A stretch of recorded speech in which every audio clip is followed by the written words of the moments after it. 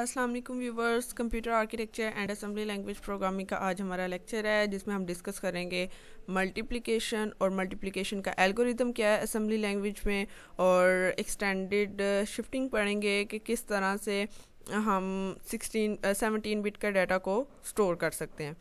तो सबसे पहले हम स्टार्ट करेंगे मल्टीप्लिकेशन वाले टॉपिक से। तो मल्टीप्लिकेशन में हम डिस्कस करेंगे सबसे पहले नॉर्मल मल्टीप्लिकेशन के एल्गोरिदम को, कि हम सिंपल और प्रीवियस क्लासेस में जिस तरह से हमने डिस्कस किया कि हम मल्टीप्लिकेंट को मल्टीप्लाई करते हैं मल्टीप्लायर से। तो इसमें हम देख रहे हैं कि 13 को हमने मल्टीप्लाई किया 5 से, तो 65 हमारे पास आंसर है। और अगर हमें प्रोसेसर में या असेंबली लैंग्वेज में मल्टीप्लिकेशन के एल्गोरिदम को अप्लाई करना है तो उसको हम बाइनरी फॉर्म में रिप्रेजेंट करके उसके ऊपर मल्टीप्लिकेशन के एल्गोरिदम को अप्लाई करेंगे। तो मल्टीप्लिकेशन का एल्गोरिदम क्या है, इसको समझने के लिए हम इस एग्जांपल को अंडरस्टैंड करते हैं कि 1 है तो हमारे पास जो मल्टीप्लिकेंट है वो एज इट इज़ लिखा जाएगा, जबकि 0 है तो मल्टीप्लिकेंट की सारी वैल्यू क्या होगी, 0 होगी। 1 है तो मल्टीप्लिकेंट के रिज़ल्ट को हम ऐड कर देंगे रिज़ल्ट में या जो बफर हमने बनाया होगा उसमें, और अगर 0 है तो हम उसको स्किप कर देंगे।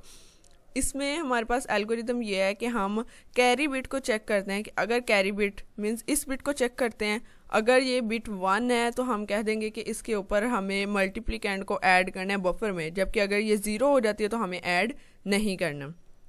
सिंपल इसके मल्टीप्लायर के ऊपर हम अप्लाई करेंगे shift logical right. Shift logical right से क्या होगा कि लेफ़्ट साइड से 0 अपेंड होगा, ये वाली बिट हमारी कैरी फ्लैग में चली जाएगी। फिर हम इसको चेक करेंगे, अगर तो ये बिट 1 है तो हम मल्टीप्लिकेंट को बफर में ऐड कर देंगे। बफर हम एक रजिस्टर लेंगे जिसमें हम हर आइट्रेशन के बाद ऐड करते जाएंगे हमारे रिज़ल्ट को, और फाइनल रिज़ल्ट हमारा बफर के अंदर होगा।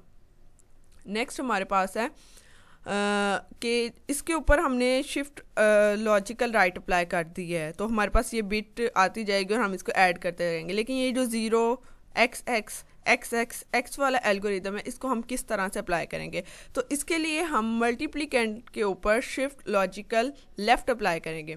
लॉजिकल लेफ़्ट अप्लाई करेंगे तो राइट साइड से 0 अपेंड होता जाएगा, और हम इस x को, इस x को और इन तीनों x को 0 से रिप्रेजेंट करेंगे। तो हमारा जो एल्गोरिदम है हम उसको एक दफ़ा डिटेल्ड में देखते हैं कि अगर हमारे पास 4 बिट मल्टीप्लिकेशन है तो उसको हम 4 टाइम्स मल्टीप्लाई करेंगे, मतलब इस स्टेप को हम 4 टाइम रिपीट करेंगे। और अगर 5 बिट मल्टीप्लिकेशन है तो हम उसको 5 टाइम रिपीट करेंगे। यहाँ पर हमारे पास 4 बिट है तो इस वजह से हम इसको 4 टाइम रिपीट्स करेंगे। तो नेक्स्ट हम देखते हैं, फर्स्ट पॉइंट ये है कि repeat the steps 4 time for 4 bit multiplication. और सबसे पहले हमने मल्टीप्लायर के ऊपर शिफ्ट राइट अप्लाई करना है, जिससे हमें एक कैरी बिट मिलेगी। अगर तो वो कैरी बिट 1 होगी तो हम मल्टीप्लिकेंट को रिज़ल्ट में ऐड कर देंगे, और अगर कैरी बिट 0 होगी तो हम स्किप कर देंगे। और उसके बाद हम मल्टीप्लिकेंट के ऊपर शिफ्ट लॉजिकल लेफ़्ट अप्लाई करेंगे, ताकि वो जो हमारा 0 वाला हमारा जो कॉन्सेप्ट था उसको हम इम्प्लीमेंट कर सकें अपने मल्टीप्लिकेशन के एल्गोरिदम में। इसका नेक्स्ट लेक्चर में हम इसका कोड भी देखेंगे कि किस तरह से असेंबली लैंग्वेज को हम कोड करेंगे अपने प्रोसेसर में। इस मल्टीप्लिकेशन के एल्गोरिदम को किस तरह से हम रन करके देखेंगे, क्योंकि अगर हम बात करें एडिशन और सब्ट्रैक्शन की तो ADD और SUB डिफाइंड है, इनसे हम 2 रजिस्टर्स को ऐड कर सकते हैं, सब्ट्रैक्ट कर सकते हैं। लेकिन मल्टीप्लिकेशन का कोई भी मतलब फंक्शन डिफाइंड नहीं है या इंस्ट्रक्शन डिफाइंड नहीं है, तो उसके लिए हम मल्टीप्लिकेशन के एल्गोरिदम को यूज़ करते हैं। और वो एल्गोरिदम ये है जिसके टोटल 4 स्टेप हैं, जिसमें सबसे पहले हम क्या करते हैं कि हम देखते हैं कि हमारे पास अगर 4 बिट मल्टीप्लिकेशन है तो उस प्रोसीजर को हमने कितने टाइम्स रिपीट करना है। मल्टीप्लायर के ऊपर शिफ्ट लॉजिकल राइट अप्लाई करते हैं ताकि हमें कैरी बिट मिले, और कैरी बिट से हम चेक करते हैं कि अगर हमारी कैरी बिट 1 है तो हमें ऐड करना है मल्टीप्लिकेंट को रिजल्ट में, और अगर कैरी बिट 0 है तो हमें स्किप कर देना है। और लास्ट पे हम अप्लाई करते हैं शिफ्ट लॉजिकल लेफ़्ट, जो है वो मल्टीप्लिकेंट के ऊपर अप्लाई करते हैं।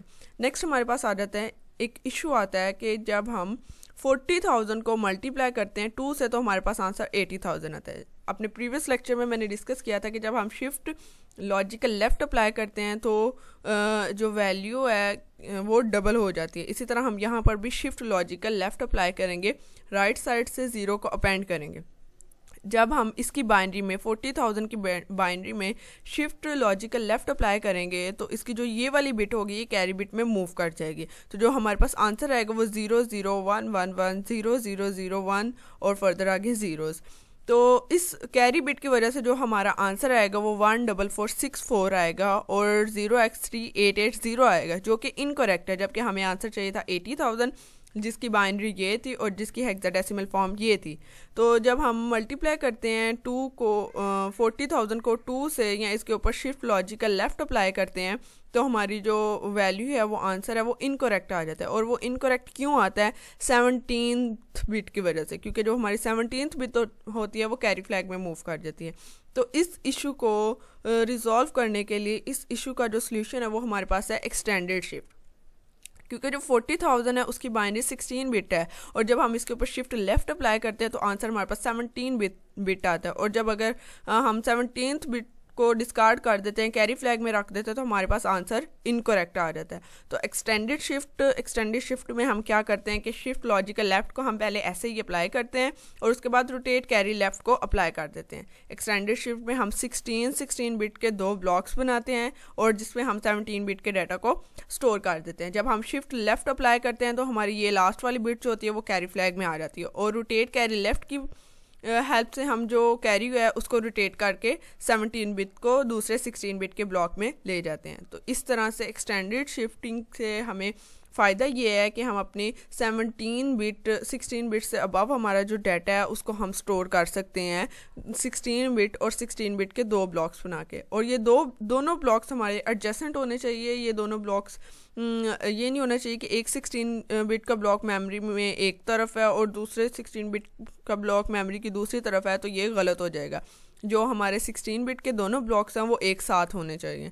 तो एक्सटेंडेड शिफ्टिंग और सिंपल शिफ्टिंग में डिफरेंस ये है कि shift logical right, shift logical left, shift arithmetic right, shift arithmetic left, ये हमारे जो सारे 16 बिट के डाटा को स्टोर करती है और डाटा को मूव करती हैं, डाटा की मूवमेंट के लिए यूज़ होती है ये वाली शिफ्टिंग। जबकि अगर हम एक्सटेंडेड शिफ्टिंग की बात करें तो ये हमारे जो ओवरफ्लो का इशू है उसको रिजॉल्व कर देते हैं। लाइक हमारे पास 16 बिट का डाटा था, उसको हमने मल्टीप्लाई किया तो हमारे पास आंसर जो है वो 17 बिट का आ गया, तो ये हमारे पास ओवरफ्लो हो गया। इस इशू के सोल्यूशन के लिए हम एक्सटेंडेड शिफ्टिंग को यूज़ करते हैं। इसके लिए हम इसमें 16 बिट के 2 ब्लॉक्स बना देते हैं और उसके अंदर अपने डाटा को सेव करवा देते हैं।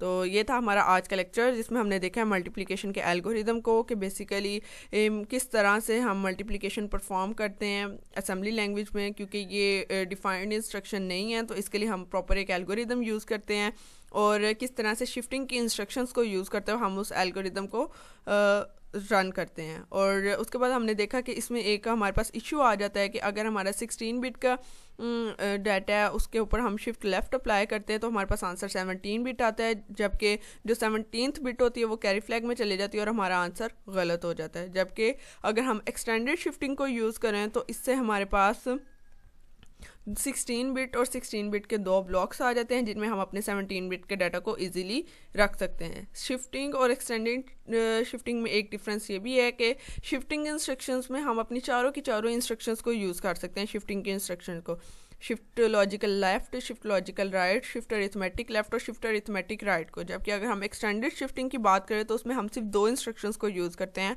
और वो है एक शिफ्ट लेफ़्ट और दूसरा rotate carry left. Shift left से को हम अप्लाई करते हैं वैल्यू को डबल करने के लिए, मींस 40,000 को जब 2 से मल्टीप्लाई करना था तो शिफ्ट लेफ़्ट अप्लाई किया और जो आंसर था वो कैरी फ्लैग में आ गया। और रोटेट कैरी लेफ़्ट इसलिए अप्लाई किया कि ये जो कैरी बिट थी इसको रोटेट करके हम अपने दूसरे ब्लॉक में ले जाते हैं।